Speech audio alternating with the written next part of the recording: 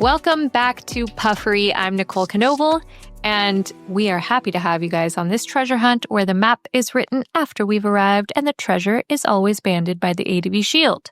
Today, in particular, it is banded by the blue shield for the Navigator because we are exploring, I should say navigating, all of the cool things that make that blend what it is and letting you guys in on what was going on with the guys at that time.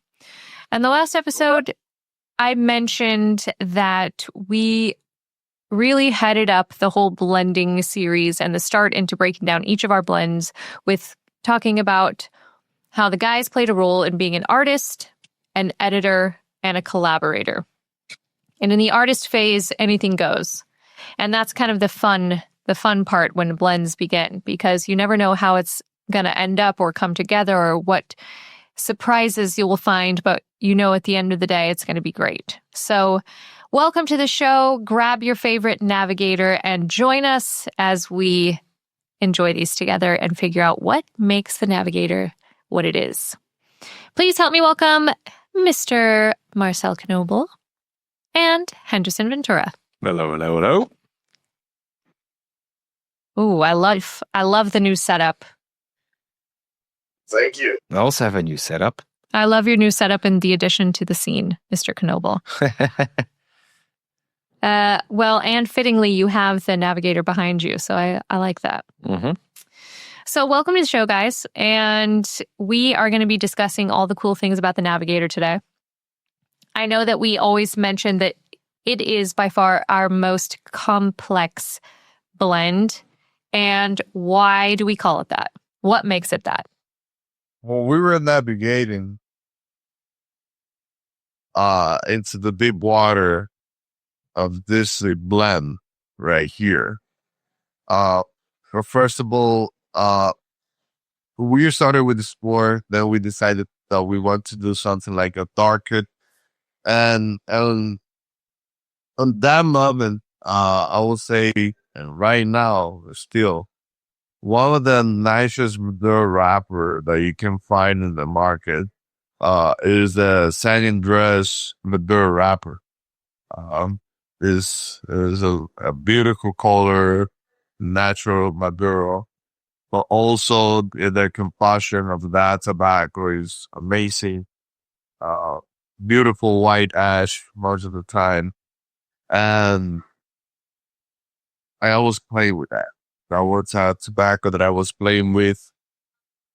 I wasn't the biggest fan of the flavor of the San Andres because the San Andres tobacco tend to dry out your palate. I like more into the creamy side than the dry side. So on this blend in particular, I will say it was the first blend on the only blend that we have in the whole portfolio that we have a participation of another massive blender that was my dad's and my actual ADVentura. He the opposite of me because we have completely different palate. He used to love the San Andres tobacco flavor wise, and he would go blending and playing with that tobacco. So Marcel and me, we went through him, created the blend, trying to meet the meter into what we like, what we're looking for, the level of complexity that we were trying to achieve. But also, the main point that we were looking for was to kind of like create a blend that fight against the dryness of the San Andres. So it was pretty much to create a blend that we are San Andres wrapper that do not taste that much in San Andres. So we created the Navigator. I mean, we on that blend we were using tobacco from 5 different countries, unique tobacco, different flavor profile, doing a combination of different tobacco from different part of the world to create like a level of complexity just as deep as the ocean, and that's what we got. But also at the same time, when we were working on the Navigator, our main market, it was like Switzerland and Germany. So we were creating more a flavor profile, um, more for the European market. So it was like a dark cigar Maduro, but more medium, more mellows. I would say a smooth flavor profile, but with the complexity that we were looking for. So it's a very complex cigar, but very smooth and mellow at the same time. So I would say is a very sophisticated is the most sophisticated blend that we have, because that's a cigar that it takes like a lot of concentration to appreciate the complexity of the simulation of the different flavor profile of that lower intensity of the flavor. It's very easy to understand complexity when you use like a high intensity flavor or more or stronger cigar, but this is like a very mellow, like it's like something very mild that is here and there, but you need to think about it, concentrate, and sit down. That's not a cigar that you can be like walking around or talking to people, and at the same time like appreciate like a vast sophistication of the blend that I'm talking about. This is a cigar that you sit down after dinner, grab a glass of wine, I just by yourself and enjoy the moment pretty much. That's what I call the Navigator. That's why it's so sophisticated. What do you have to say, Marcel? Yeah, I mean, as you said, we wanted to create something darker, so the target there was definitely to use a Maduro wrapper, even though it was for the Swiss and German markets, because those were our main markets back then. Coming out with a Maduro was also a pretty bold decision from us, because a lot of darker wrapper or cigars with a darker wrapper are considered automatically often considered strong, which is absolutely not the case with the Navigator. So it was a pretty bold decision of ours not to come out with more like a shade, Connecticut shade one, with a lighter wrapper. So we decided on the Maduro because I wanted to push the complexity, go a little further than with the Explorer. And I also wanted to have, wanted to add in a kind of like a sweet touch to it. So, and that was the reason why the decision was pretty clear to use a Maduro wrapper. Even though the San Andreas in specific has not necessarily a sweet touch to it. So we pushed the complexity. We played with a lot of fermentation processes, temperatures, and start the fermentation process with other things to make that cigar complex and give it that sweet touch to it, which it has. One of our customers always says it has a kind of like a cocoa touch to it. So yeah, I think that's a very good description. And yeah, it's still one of my favorite cigars. I agree. I do love that cigar too. I think that blend was like the blend that we were more like a back and forth to make a decision with the blend, because we have my dad and I have like my dad on one side and Marcel on one side. So it was like a pretty much like my dad working on the blend, but me trying to give a direction. And my dad was creating something and Marcel would really enjoy it, but I didn't enjoy it as much. I was trying to have both of those guys meet in the middle with me, because I'm more into medium to full body cigar smoker for me to really enjoy it. And I was like at that stage, but I was like, I need like a little bit more strength in myself. Nah, this is perfect. And my dad, this is an amazing cigar. Like, you might gonna have a better blend than this. That was like into that, but it was me like a being pain in the ass in that blending process. I would say, but I'm a picky blender. Not to be confused with a peaky blinder. Yeah. Well, we also had to revise that cigar often. I mean, or often we had a major revision on that blend, because I was certain you remember when after a certain amount of aging of that cigar, it like when you tasted the cigar, the taste went away so fast, too quickly. I like if all the flavors lingers a little more on your palate. Not overly long, but long, not just 2 seconds. And we figured something with that blend, by time, something changes with that blend. And when that flavor, that nice like flavor profile on your palate goes away so quickly. So we needed to revise that blend. We increased the percentage of one tobacco to balance that out. I mean, that was like very crazy to me to see what also time can do with a blend, you know. And that was pretty. I was not shocking. Was more fascinating. What, you know. By the end of the day, the nature's going to tell you what it wants and in which direction it goes, and you have to react on that. So it was pretty interesting.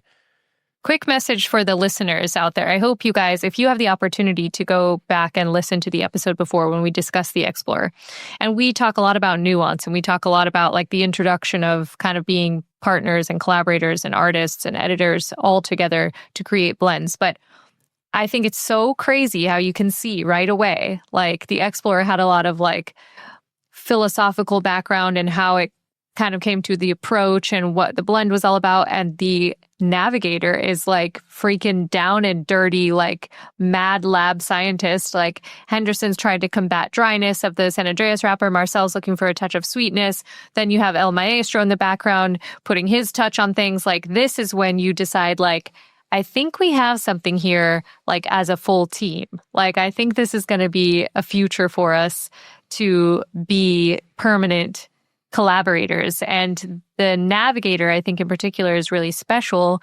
because that is when Henderson officially became a partner for ADVentura, right?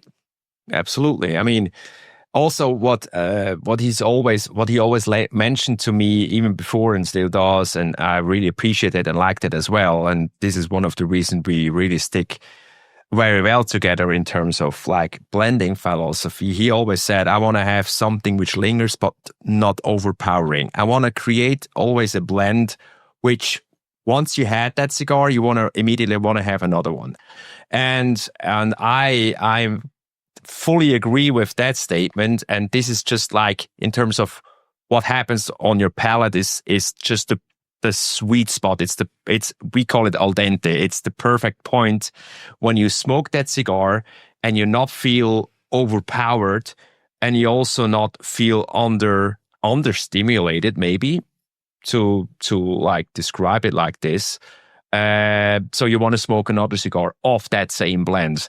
Because I recently noticed quite the opposite again, and it brought me back to that to our one of our pillars of blending a cigar. I tasted the cigar of, I don't know, can't remember the brand, and it started nice, then it got super overpowering. It's like a overly full body wine with a high percentage of alcohol, and after one bottle, you're done.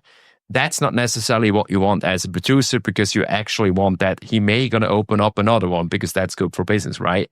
So this cigar started nice, but then it was so many flavors and so concentrated. I mean, after I didn't even finish the cigar because it was like, and I was done smoking cigar. I was done for that night. So this is not necessarily something, at least in my perspective, something you want as a producer, and definitely not for business. So yeah.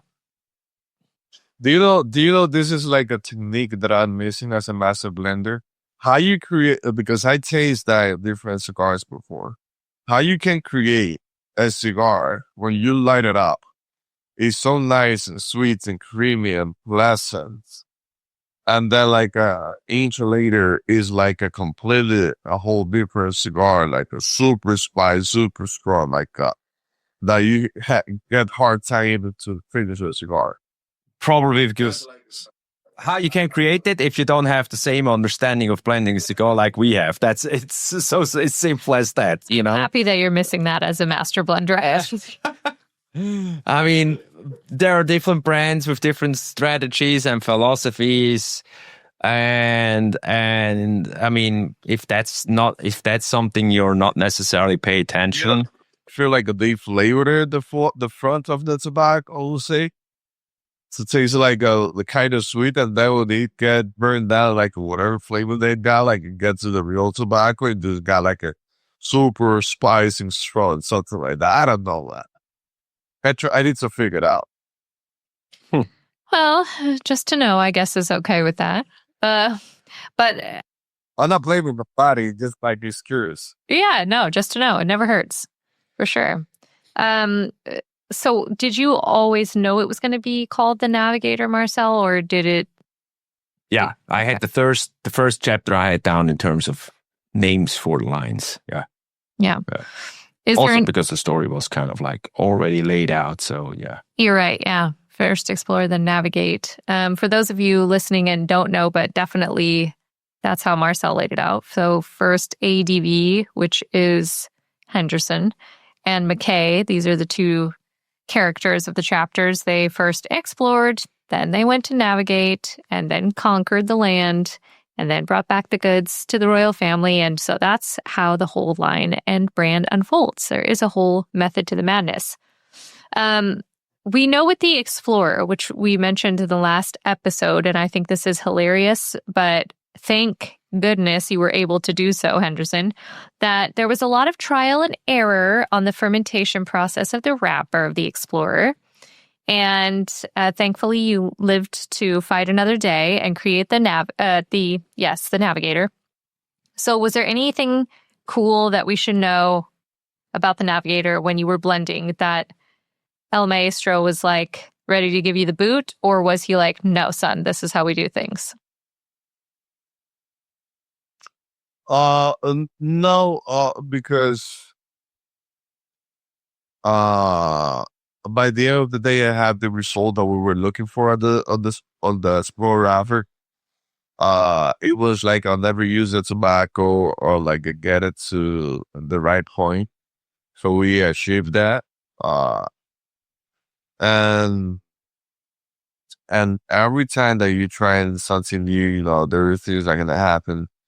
And I did the same process before with all the kind of tobacco. So it was like I kind of knew what I was doing. The only thing, I knew what I was doing. The only thing on that tobacco in specific, when we were trying to do like a longer, like a slow fermentation, there was a temperature things like and there were like something into the tobacco that it was out of the control of my knowledge or something, you know. So it was like I knew what I was doing, you know, with that tobacco. And I have done that process many times already. It was like with that specific tobacco that I have something in particular with that tobacco in terms of temperature with the fermentation. So I spoke with the people that grew that tobacco, like what's going on here, and they explained me, you know, and then I understood and did the right things. So, you know, that was a teamwork. That was like an effort, like about 5 different people working on that tobacco at the same time, plus me, you know, doing my thing. So by the end of the day, we have the results, and so it was like a no, like stop, you know. In terms of the sizes that we offer for the Navigator, one of my favorites was a Europe-only size, and we no longer have it. But I know you guys are Corona guys too most of the time for the flavor essence, but what for the Navigator, which one do you love the most? For me, it was like the Vasco da Gama. That was a pyramid size of Figurato. That was like a phenomenal cigar. That cigar out of the circulation because when we introduced the the brand into the United States, we have to adjust a lot of things with the FDA and registration of vitolas and all that. So we were trying to simplify, the company portfolio into to fitting into a registration of different SKU. So we kind of eliminate all those sizes that we were using in Europe. But also at the same time, like we standardized the vitolas that we were using all across the portfolio. So it worked out cool. Plus, even if you create the most beautiful vitola into a figurado size, whatever, it's never a major consume cigar. So by the end of the day, like people like go crazy at the beginning for the cigar, and then they forget about it. They go back to the Robusto and Toro. So like logistic wise, it's not worth it. Yeah. Now, Marcel, when did you know, or at that time, I don't know who asked who on the first date, but when did you guys decide like this blend is going to make us like official partners and we're going to launch an actual brand and see where it takes us? Henderson asked me. I can't remember what drove him, but No, so I have a clear. I will say from the beginning, I would like we kind of have some controversy when I was like approaching myself, like ADVentura and Puffery. Like I have the idea already for a brand, man, like that. But I never limited himself like, nah, you cannot use this, like whatever. He showed me the concept of the brand. And I thought like he was genius, into create that concept and the thing of the brand and the history. So I think, and also by that time, Marcel didn't care about having a distribution and do nothing else with the cigar market. I have that like a house blend for Cuba de Oro. I was like, hell no. Like, it's like, this is a winner right here. I think like it have a lot of potential. I think we should do something about it. Like, let's work together. And, and he was more than happy to join to the manufacturing, and build, this, what we call ADVentura today. That I think the combination of the two of us, I mean, in his own way, ADVentura played like a nice role into the cigar industry and the boutique side, keep the innovation of the cigar industry in terms of blending style and packaging. And nobody told me that, like, you did this, but I'm this guy that I don't need to be told, and I know like in the way that we took the direction of ADVentura to the cigar industry with the metal rings, with the rotary return, the packaging design, the Explorer, Navigator, everything, blending style, from more a new school for the Dominican Republic. It was like ADVentura is a refreshing style blending out of the art, creating great blends. Yeah. I mean, the Explorer we call our OG, but the Navigator, that one really coming from the core lines, from the original 3 that were created, the Navigator really competes sales-wise still with our top-ranking Royal Return and the newest Blue-Eyed Jacks. So what do you think is a major contributing factor? Is it just that people have come to know it so well, or because of the complexity that people are drawn to it and keep going back to it? What do you think is the major factor for that? I think it's a major factor for what? The fact that the Navigator is still a top contender in terms of sales, even with the Royal Return, Blue-Eyed Jacks, it's still from the core line, it's still up there in terms of sales rankings. It's a very easy access blend for all the smokers. It's very easy to access and understand, even though it's very complex and it's one of our most sophisticated blends. It's very easy to access. What do you mean by access? Like covers a lot of wide range of palates? Yes, exactly. And it's also, I mean, it's easy to understand, and it's very, even if you concentrate on your palate, what's happening while you're smoking that cigar, it's very interesting. And if you decide you have a lot of conversations going on and not really paying attention to what happens to what's happening to the palate, it's still very something nicely is touching your palate. You know, it's always, in every occasion, it's a great cigar. I will say that the Navigator is a blend that have the most loyal consumers of all. Because back in 2017, when we released the Navigator, people that tried the cigar at that time, and they fall in love with the blend. Today, after we released like about 5 different blends, the top one is like the Navigator. Like, it's like like everything's good, whatever you make, but this is my cigar. I will say the Navigator have like the most loyal clientele of the whole portfolio. That's why the reason is still like one of the top for us. And at the same time, like whoever that can understand the level of execution that we did on that blend with the complexity, smoothness, and all of that, that's the type of cigar smoker.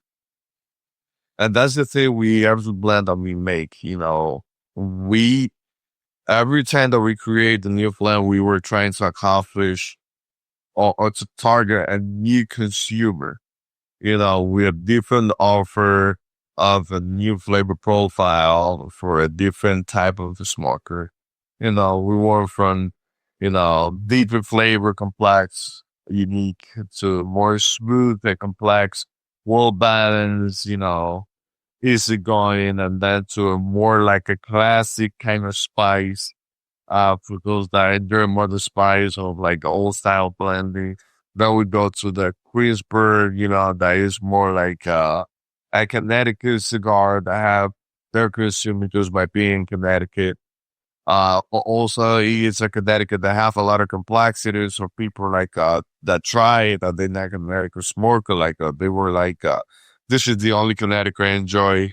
And then we have the Maduro on the Kids Goal, you know, that just by being Maduro Connecticut broadly, there is people that love Connecticut broadly proper. So we were creating blends for every segment pretty much. And what happened with the Navigator is just exactly that. It's their very small niche of people, more like a more experienced old guys, old deep people that enjoy that kind of blend, and they stick to that cigar and they go back to that cigar.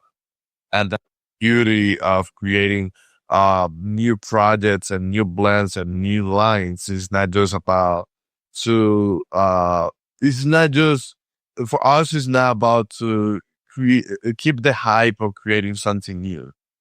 Because when you just go with the flow and the hype, you know, creating something new, like all the core line is gonna die, you know, in the future.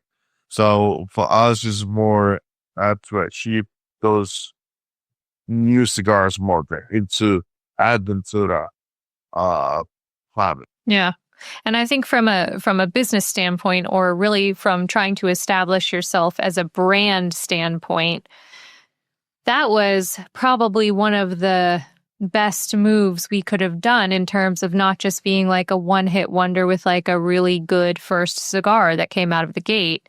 The second cigar, the second blend that we managed to create was something that resonated with very seasoned, very aware smokers of tasting great quality and nuance and complexity and things like that in certain cigars. So I think that the Navigator was a really smart move to have as a second blend to give a nod like, okay, this brand has an idea of a path that they want to go on and where they're going, and how to capture the attention as not just like, hey, we have cool branding, we have a cool pirate theme, we put out a really good first blend, and now we didn't know what else to do, so we just followed up with the second one and we hope it's good. Like, no, this is really very intentional with the path and type of consumer that we target when we come out with each new blend. So I think that's, pivotal, whether it wasn't completely intentional or not. That was definitely a great avenue to turn down. As for the Navigator, for me, like you said, like I can never smoke on this show because I can never concentrate like on the cigar. Like I'm always concentrating on what I'm going to say next, on listening to you guys on where we need to take the tone and the energy, and just like I can't enjoy the cigar. Same thing at a show at PCA. Like I can never smoke during the show. It's like too much going on in my brain. I can't like enjoy it. But with the Navigator, I really love like that in the evening, and in particular with port wine. But what would you say, Marcel and Henderson, you guys enjoy most with the Navigator, and at what time? I like red wine. More into more like kind of like a Malbec. It's like my go-to. With that, but it's red wine that doesn't have like as much body as a Cabernet Sauvignon, something like that. So it's more smooth, more into the sweetness, creamy, more fruity. And I think it's very, very well, with the Navigator, doesn't overpower the flavor with the Navigator. It's being more medium body cigar and more smooth and mellow flavor profile. So he's doing very good compliment into the combination of those two. Yeah, I agree on the port wine. Even though I do have to say I become more and more a purist in terms of like enjoying a cigar by itself and then enjoying a wine or a port wine or a cognac or a whiskey by itself to really give full attention on that specific product. But yeah, I agree on the port wine, especially tawny port. Ruby works also very well, but I like the tawny port personally a little bit more. So yeah, I would say that's also my go-to. But this is where the difference, like you're in Europe right there, right? I don't have that many assets like it's a good port wine in the Dominican Republic, right? So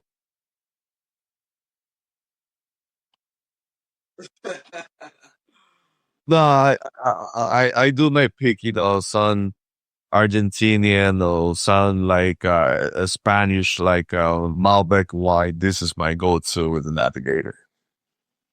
Or side of the war, the Korea. Yeah.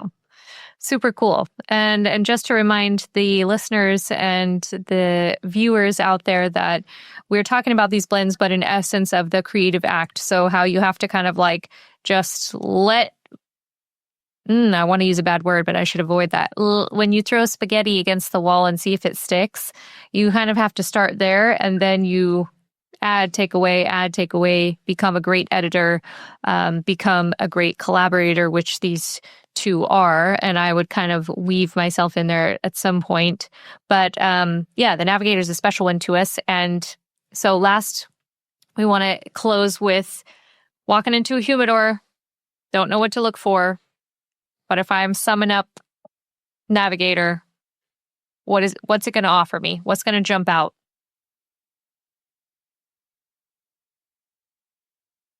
To me, the complexity. I mean, it's like every inch or even smaller than an inch of that cigar. It's like you find something, you puff it, and then it's like, what's this? What's this? Something is going on. Then you puff it again, and there is adding in something else. And it's like, if you really concentrate on that cigar, it's like always something different. It's so complex, and it's so, the transition is it's just a great transition, not even on the 3/3. I mean, it's even more. It's always, and you always find something which keeps your attention to the cigar. And it's also nice if you're like, I'm not in the mood to pay attention to the cigar, just want to have something to puff away. It's also great because those kind of like subliminal aromas, while you're not paying attention, are also very comforting, I would say. And yeah, I mean that's, as I said before, it's a great cigar for every occasion. For me, the Navigator was his introduction to ADVentura. Like for me, it was like that cigar. Like when you don't know the cigar smoker and you don't know what he likes.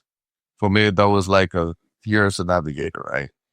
Because is that cigar is in the sweet spot, medium body, dark wrapper,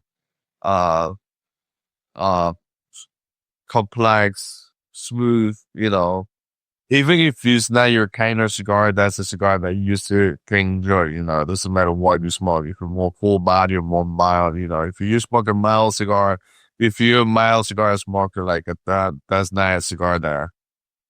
It cannot like bother you that much because you have this movement there. So it's I think that cigar is in the sweet spot. Perfect. Good.